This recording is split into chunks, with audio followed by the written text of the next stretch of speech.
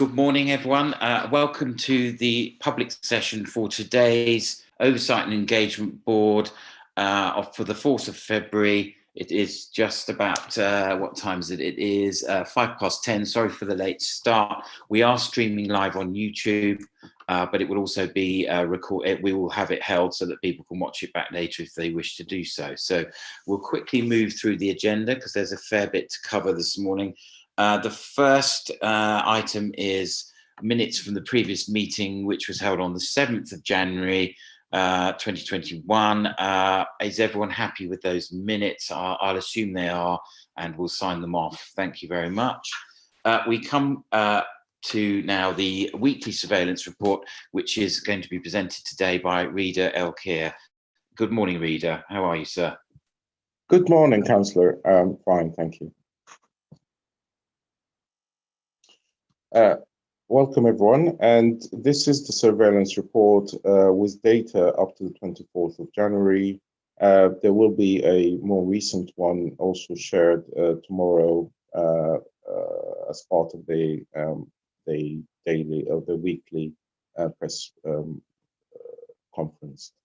This data, as you can see in the first slide here, still emphasizes that the clinical vulnerable adults are still to be shielding, even if they have received both doses of vaccine. This is simply because of the high prevalence of the virus, and because the vaccine takes time to actually become effective, and that immunity kicks in. Although, of course, we have heard all the good news about the high level of protection from even a single dose. The rules still apply in terms of social distancing, in terms of shielding, and also, of course, in terms of the vigilance that need to be applied by everyone. There had been a total of 3,009 positive cases in that week up to the 24th of January, and we're still finding that the mixing between households is, in spite of the national lockdown, still the greatest cause of transmission locally. This is as compared to specific outbreaks in specific settings. So this neighborhood household transmission is still the highest transmission route. In slide 2, of course, the national lockdown rules are summarized here, and they are still in force. In slide 3, some more information about the rapid COVID-19 testing, indicating that there's two new testing centers for key workers not showing symptoms of these through the lateral flow testing. They are also they're available for booking.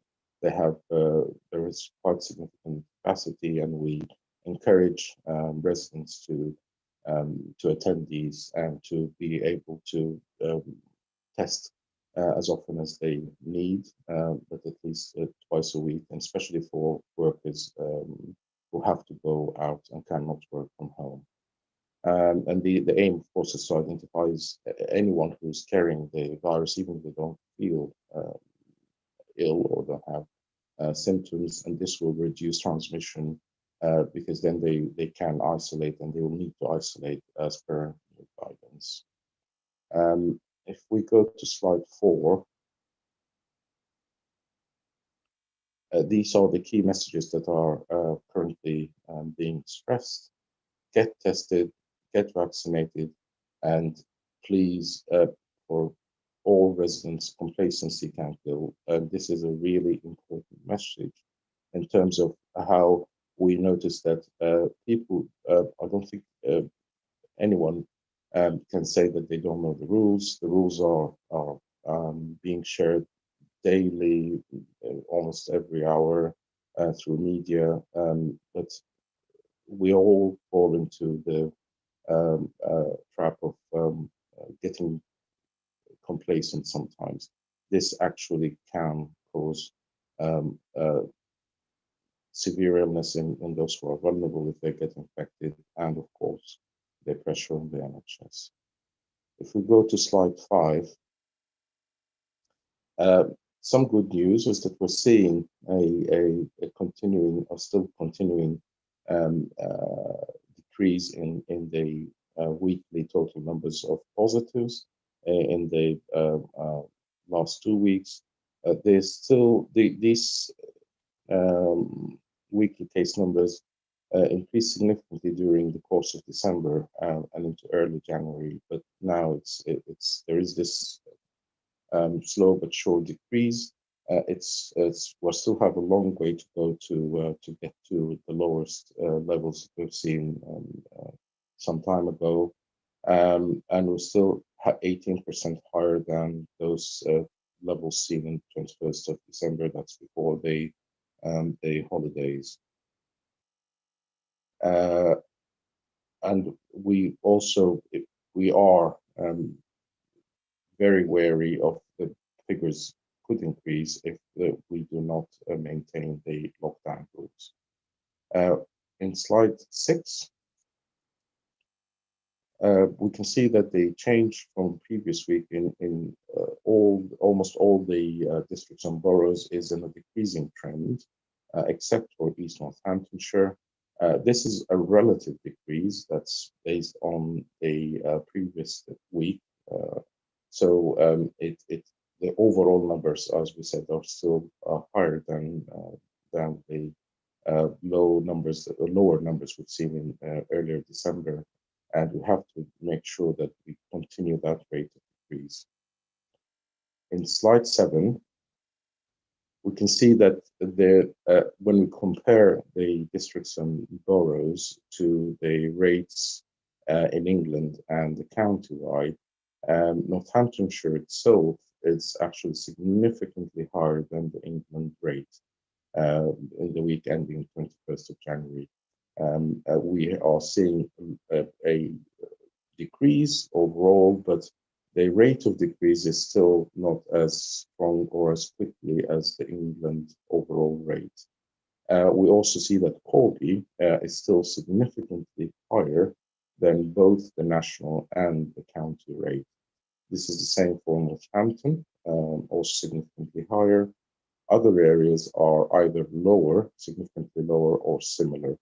The key message from here is that we're not yet in the safe zone. Definitely, the rate of decrease is still not as fast as we have seen in the first wave, and not as fast as the rest of England. Northamptonshire overall is still higher than the rest of England. If we look at slide 8, and again, this is trying to demonstrate how the numbers are tallying up. If we take the 0 line as the line that represents the week before, so each of these columns is then compared to the week before it, we can see that in the latest period, the numbers have been decreasing, but the rate of decrease itself, you can see that those bars or they're below the 0 line, so minus, so it's a decrease, but the bars themselves are getting shorter somewhat from the rate of decrease is getting shorter to some extent. It is a decrease, which is the good news, but still the key message is that we have to maintain a higher rate of decrease across the community to make everyone safe. In the following slide, slide 9, this is the ultimate sad news, and essentially deaths within the 28 days of positive tests have only increased in East Northamptonshire. In all the other areas, they have shown decrease or no change. So again, a piece of some good news as well. The numbers overall in the past week have been 58 deaths, and the total deaths up to the 24th of January in Northamptonshire has been sadly 1,144. Going to the next slide,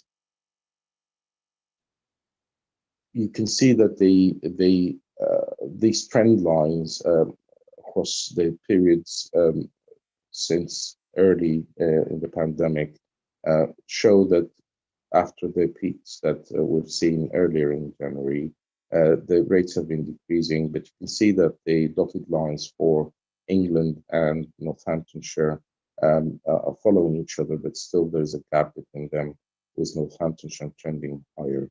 The lines for Corby and Northampton are higher than both lines, both average lines for the county and England. And this is reflecting the data that we've seen in, over the past weeks, and we've seen in previous slides. So Northampton and Corby are still in that higher zone. Going to slide 11, in terms of age and gender, the population pyramid is still highly skewed towards the working age groups, although we can see that the over 80, especially in females, is also larger numbers. But the case numbers are currently highest among the working age adults, which is something we're seeing also because which might be a good indicator of where the transmission is happening. The more mobile working age groups going to their workplaces and especially warehouses and industrial complexes are more prone to transmission. The key, one of the key messages is to remember that the new variant is causing more of that transmission as well compared to the first wave, and there are more hospital admissions and in these middle age or working age groups as well. For slide 12, the rates of weekly lab confirmed cases in the older age groups have been steadily decreasing, thankfully. This includes Corby, for example, which has, after a very high rate in the preceding weeks, have now decreased below the rates for Northampton and also for the overall England and the county levels. But overall, as we can see, that the rate, although decreasing, the rate of decrease itself has flattened in some cases in some of the districts and boroughs, and is not as quick as we would like it to be. If we go to the next slide, in terms of hospital beds occupied, there is a welcome decrease in the numbers of beds occupied.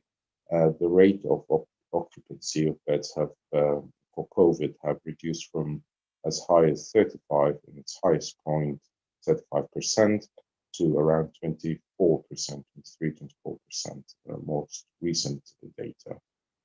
This is really good welcome news and will be reflected in days to come on deaths as well, and severe illness. The next slide shows the spread of cases in the community in the last 28 days. We produce these mappings, this slide and the following slides, to show in the community where the highest spread is. But to be really clear, the spread is, even though there are differences, is still high across the county, and as we have seen in the previous slides, is higher in some places, but the rate is still high overall. And we can see that across also slide 15, in cases, rates in community per 100,000, and also slide 16. Go to the next slide. This is the change in case rates by community the last fortnight. Similar spread quite across the county. Hopefully, these mappings will also help businesses to show where they are located where how the spread is happening, and to encourage their employees to get the lateral flow testing routinely. Slide 17 is the summary of the outbreaks, and the data up to the 25th of January show that we have 58 outbreaks with 625 cases total. 48 of those were in care homes. Other categories like childcare and workplaces are still in the lower numbers, but these outbreaks have been decreasing recently. The following slide for the winter flu vaccinations. We continue to stress the importance of flu vaccinations, and thankfully, we have seen a higher rate of vaccinations than the previous year across categories. This is still the need to stress that the flu season is formally ended in the 1st of January, but flu shots are still being given till the end of February. And as much protection in this category will help reduce the pressures on hospitals. Also, just as a corollary of that, the review of surveillance of flu cases have shown a massive decrease in flu cases, probably as a good byproduct of the lockdown and the protective processes of social distancing and mask wearing. If we go to slide 19, these are the key public health measures we have been enforcing over the past period, but it's much wider than just these. These are the key element across the activities to make sure that we are sharing the information with councillors, with the residents, and having very strong comms and media presence, reminding residents, reminding everyone of the different ways to protect themselves and protect their loved ones. And also, of course, having the joint enforcement teams targeting non-compliance through the multi-agency approaches, and also including fixed penalty notices. The next messages on the next slides are continuation of the advice on testing, and of course on making sure that people do their testing as well safely and immediately to self-isolate if they get positive results. This is now applies also to the lateral flow testing. Thank you very much, and happy to take any questions. Thank you very much, Rita. As always, some good news there in the stats, but there's still a lot more work to be done, I think, particularly in Northampton and Corby, it would appear. But we do appear to be getting there. The process of lockdown does seem to be working, so that is great news. I am going to ask some questions, or I've got some people who want to ask some questions. I've got Chris Stamborough, who's got his hand up to ask a question. Chris. Thank you very much, Ian. So we're told that a lot of the spread of cases of COVID-19 is within and between households, but clearly the virus is getting into those households somehow. What evidence is there that the source of the cases spread within and between households is in the workplace, please? Thank you, Councillor. The workplaces themselves we've been working with them throughout the pandemic, and especially after Green Corps, we have been making sure with our EHO colleagues, environmental health officers, that COVID secure procedures are applied in each and every workplace, especially where an outbreak has happened. Thankfully, the numbers of outbreaks in workplaces have consistently decreased. The application of COVID secure has been to a very high level.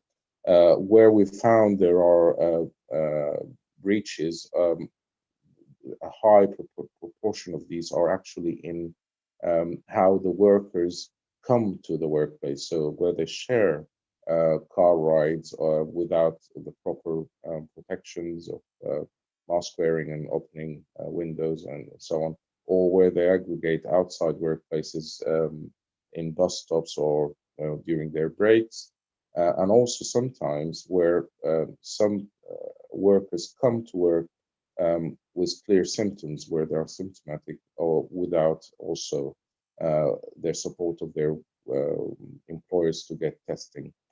What we're doing now is increasing the lateral flow testing availability for even those who are asymptomatic, and encouraging businesses, and many of them are taking this offer, to do lateral flow testing within the workplace and also in the centers that have been opened in Colby and Northampton.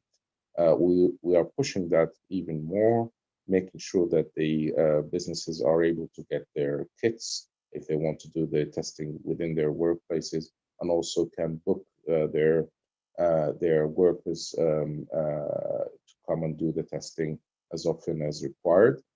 When positive cases are discovered, they're immediately directed to isolate and not to go to work. And of course, the businesses have the duty of supporting them with payment and not to push them to or pressure people to come to work if they are not well. I think the key message is to say that the transmission still remains higher in the community, that's outside workplaces, as evidence shows us, unfortunately. Thank you for that question, Chris, and thank you for the answer, Rita. Richard Auger, you've got your hand up, sir. Yeah, thank you. It's sort of building really on Councillor Stanborough's point with regard to these infections. We know as soon as we leave the home, then we are exposing ourselves to a possible infection.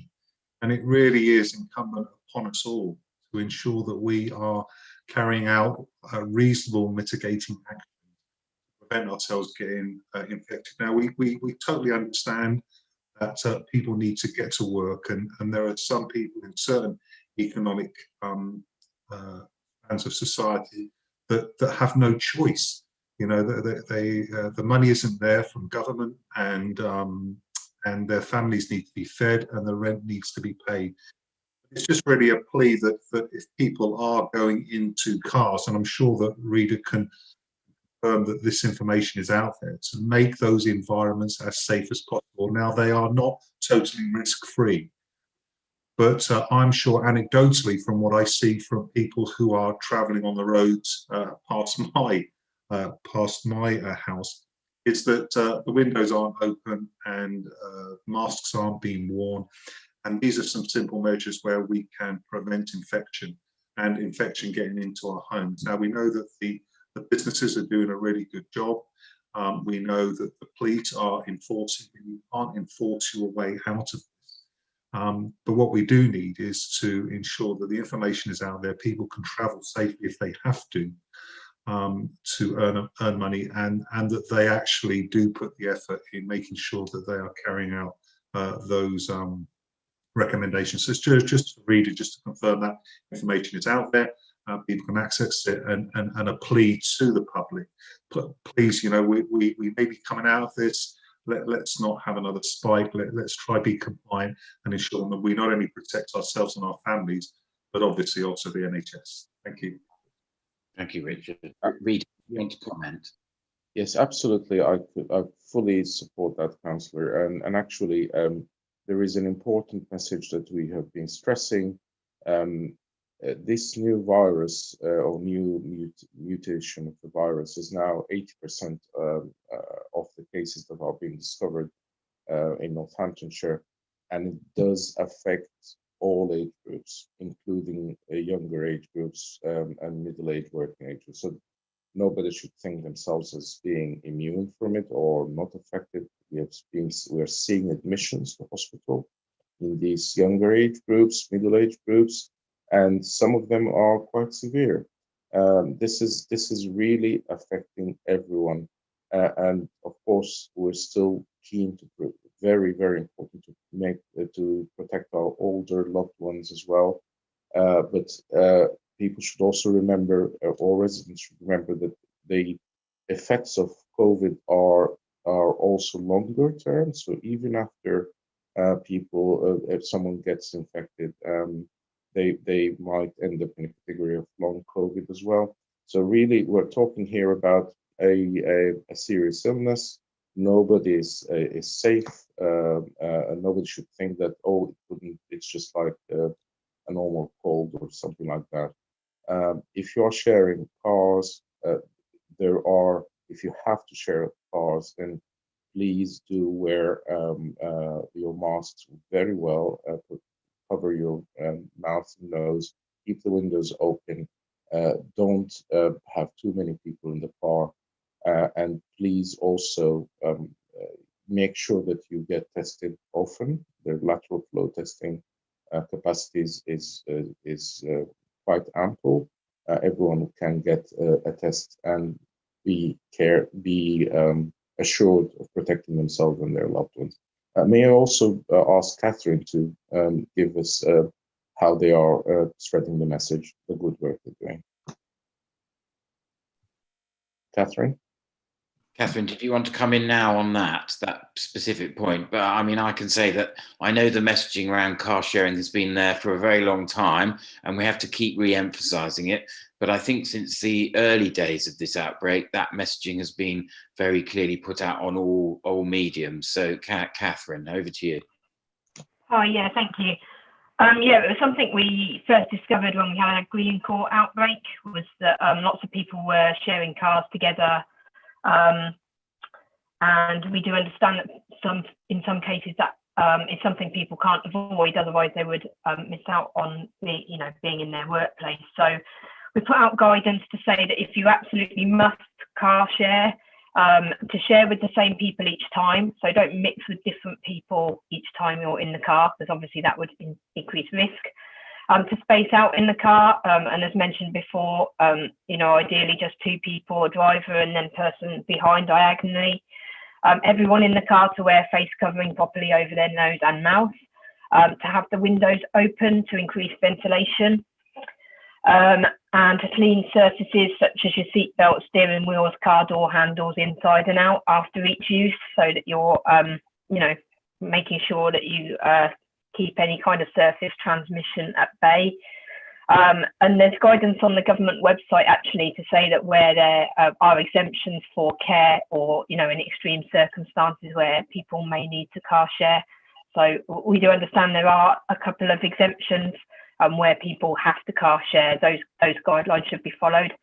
And just to add that on our website, the County Council website, under the business support section, there, if you scroll down the page a bit, there's a section on posters and leaflets, and I think we've had the car sharing ones translated into around 7 or 8 different languages. And if there's still requirements to translate those further, we can do that. But it's all in progress and it's accessible on the County Council website. Thank you very much, Kath. And I know you're doing great work in the comms team to keep this information relevant and for people to take account of it, because it becomes difficult for people to pay attention after a certain amount of time. But I know the comms team are doing a great job. And it's really hands, face, space, and behave as if you have the virus are probably the key messages still to be putting out. So I'm going to come back to Rita, and we will come back to you, Kath, for a comms update generally in a second. Rita, if you could just give us a quick update on testing and contact tracing, because they are still terribly important in this fight against this virus. Thank you, Rita. Thanks, Councillor. The testing rates have unfortunately dropped over the past few weeks. And this is despite an increased capacity within both the PCR testing and the lateral flow testing. So the lateral flow has started now for slightly over a week. There is increasing capacity in those areas. PCR testing has been continuing with additional capacity. Yet we can see that the rates of per 100,000 have decreased, and so we have been pushing through our media campaigns and through the comms with businesses and the community to encourage testing both the symptomatic and the asymptomatic. So residents have the opportunity, if they have any of the relevant symptoms, to have the test, book it online and present. No waiting. There's many slots available, and also if you are asymptomatic but feel that you need the test, or you're part of the businesses that need to be tested regularly and have exposure to, especially exposure to the wider community. The contact tracing has been also continuing with a very good completion rates. The numbers that we need to trace locally have slightly decreased because the overall numbers of positives have decreased, but the capacity have also of local traces have also been increased, so we're able to complete the tracing within the appropriate period of time as quickly as possible to make sure that those who are identified as close contacts are notified to isolate. The key element around all of this is some perception in the communities, especially as we just discussed, if people have to go out to do their work required for their livelihoods, some people are rejecting or not presenting themselves for testing, even if they have symptoms, simply because they feel they might actually then be required to isolate, and that might affect their pay or their income. To emphasize that this should not happen. No, if you have symptoms and you expose others to the symptoms, this would be both affect yourself and the community and your family.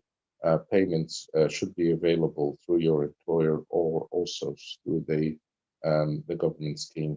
The importance of having the workplaces as well, and the employers encouraging their employees to get either form of testing, especially if someone presents with symptoms, is paramount really in this period, to make sure that we have both the higher levels of testing and also the required levels of coverage and detection of cases. Just one final point, that when we compare our positive cases to the ONS sample data, we find that we are roughly discovering about 1/3 of the cases or even less. So there's a bigger pool of cases out there in the community that are not being directly discovered when we compare to the epidemiology of ONS national sampling. This means that there are twice as many cases that are still spreading infection out in the community that are not yet presenting for testing. A plea for everyone to get tests if whenever they can, and this is really a duty now. Thank you. Thank you very much, Rita. Yes, testing is very important in this fight against COVID-19. So again, reiterate the plea that we must get tested as often as necessary, really, in some senses. So thank you for that, Rita. Really appreciate it. We were going to have a vaccination update from Toby Sanders, but he gave us a very good update in the private session. And suffice to say, we are doing a very good job of the vaccinations here in the county. But if you want further information on that, I think he will be sharing that with us tomorrow at the press conference, which is at 3 o'clock tomorrow afternoon. But we are punching above our weight, I think is the phrase, in terms of the delivery of the programme. So I think we can all be very proud of that. I'm going to come now to Kath Hall for a quick update on the comms situation and what they are doing to keep these messages alive in the minds of the residents of Northamptonshire. Kath, thank you. Hi, thank you. Yeah, to say quick, I'll be as quick as I can. So we continue to share messages as a whole system partnership on a weekly basis. So we're linked in with partners across police, local authorities, the hospitals, the CCG, etc. And we all share the same messages collectively across all of our channels so that we get good reach across all of our communities each week. So that's ongoing. We've got our campaign, Every Touch Could Leave a Trace, which is across a number of radio stations, including Inspiration FM, which is targeted at the BAME community, and NLive, a community radio station, and a couple of commercial radio stations. That's also running across buses. So if you do see buses out and about, or you use them at all, there are ads inside, outside, and on the backs of buses targeted at different people, just around being sure that you wash your hands regularly if you've been touching lift buttons, bus buttons, and things like that. That's also going out on social media. We are supporting the messages around lateral flow testing. So as you'll have heard, there's some more of these sites up and running, and we're looking to have more. So we're promoting that in part of our weekly communications to try and make sure that people who are in high risk settings where they meet lots of people or have more contact than other people would, that they seek out that testing twice a week where possible. So we know that we've got the sites in Northampton and Corby. There's a booking form on our website where you can book your slots for that. Additionally, we're doing a lot of support with businesses at the moment. So later today, we're doing a webinar with Roslyn Harris, one of the other consultants. There's 60 to 80 businesses regularly dial into that meeting. So last time we did a presentation on lateral flow device testing. We're doing a little bit more on that today, alongside some of the key messages that have come up here around car sharing, travelling to and from work, behaviour outside of work, sort of social potential mixing, you know, what to avoid in terms of travelling to and from work safely, and smoking areas. So again, these are all things that we've learned from outbreaks in the past. And again, there's guidance on our website with all of those issues, but we're just reminding businesses of where they can access those materials, and also asking them if they need anything else, if there's anything missing that they need help with. So following the webinar, we're looking to put together a business support pack, and that will include all of that guidance alongside guidance around accessing grants and which grants can be used to support which areas. Excuse me. Our first podcast is now live. I think if you search Northampton Now on your podcast platform, whichever one you use, you should hear a podcast. And the first one is Lucy Whiteman Elliott from Northampton Police and Katie Brown from Adult Social Services. And the next one will be complementing the work with businesses on business support. So we'll let you know when that one's available. We've been supporting our environmental health officers, producing a letter for those businesses that are non-compliant after several reminders. That's been produced, and it's just undergoing some translation work at the moment, just so that can be issued where necessary when businesses are consistently non-compliant. We have also had some banners in development to support the digital screens that continue to be circulating around the county. So those banners have the key messages on them again about avoiding car sharing where possible, wearing your face coverings and staying at home. They will be distributed to boroughs and districts in the next week. We've got some good work going on with young people. So around Christmas, we had a young people's focus group set up. We've now got a TikTok channel, which is really popular with young and old, but particularly the young people. And we've got some local influencers, local bands and people helping sharing our messages on that channel. So it's a good piece of work there, and it's nice to have the young people actually engaged in that work because they know how to talk to young people. So it's been a really good piece of activity which continues. We continue with our weekly column in the Chronicle and Echo and Northampton Telegraph with Lucy and 2 BBC Radio Northampton interviews each week. And obviously the press conference is now live streamed every week on YouTube as well. I'm nearly there. We launched our Community Ambassadors program last week. So that's where we're trying to kind of help with the messaging around, factual messaging in communities. We're asking people who are members of community groups to come forward and be representatives for us to help share messaging and facts, a bit of myth busting really around COVID. So that's going very well. The work with the BAME community, so it was widely mentioned certainly at the councillors meeting a couple of weeks ago, and really across the county, a lot of people have expressed concern about a lack of communication with BAME communities. So our colleagues in the NHS have worked extremely hard to try and address this. So there's a lot of work taking place. There's now translations of messages and frequently asked questions on our website, on our new vaccinations page. We've had many offers of help from clinicians, counsellors, community members who want to come forward and help to share the messages, people who've had their vaccines, sharing their experiences. And hopefully, if you follow our social media channels, you'll see some examples of that already in place. There's still a lot of work to do there, but it's really promising that so many people have offered to help.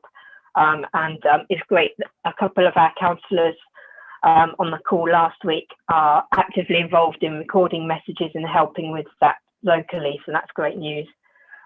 Also, with those groups, there's some disability focus work as well to make sure that people with disabilities are being reached. And then just finally, it was mentioned that testing has been a little bit down in some areas, so we're increasing the amount of messages that we put out about the PCR testing, so that the testing in the fixed sites. And we've spoken to district and borough colleagues to ask them to help share those messages, especially in the areas where those figures have dropped. And we're now, again, as I say, promoting messages regularly about lateral flow device testing as well. I think that's probably it for me. Thank you very much, Kath. A really good run through of some of the excellent work that you're doing in the comms team. And as one of the older people who's joined the TikTok generation recently, I can attest to the fact that actually the NCC account is actually really rather good, although I don't really understand how it works, if I'm absolutely honest. But the videos that are on there are really good and are gaining some interesting traction, actually, by the looks of them. So thank you for that, and thank you for all the other bits of work that you're doing there and have continued to do since this all began. So thank you very much. I think, unless there are any questions, that is probably the end of the meeting. Thank you very much, everyone, for coming today. Our next meeting of this group is on the 18th of February at the same time, so at 8:30. Next Thursday, we have the councillors briefing, which is not a public meeting, but I just put the message out there to the councillors on the call that if they wish to attend that, that would be great. And of course, we have the press conference tomorrow at 3 o'clock, which also will either be live on YouTube or at least recorded. So thank you very much, everyone, for coming today.